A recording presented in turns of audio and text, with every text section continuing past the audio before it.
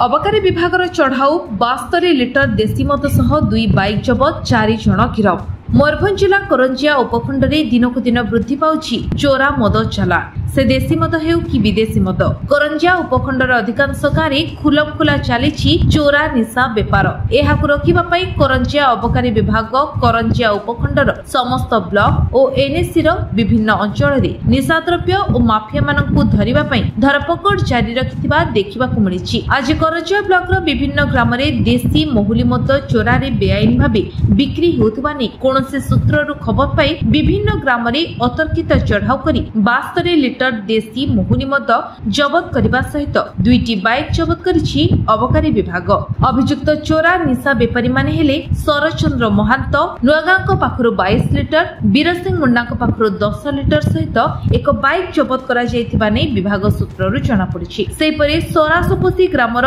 कुंती हुंक ठारू 15 लिटर एवं अन्य जनकु करंजिया बाईपास छक निकटरे 25 लिटर देशी महुली मद सह एक बाइक धरिबारे सफल होईछि अबकारी विभाग।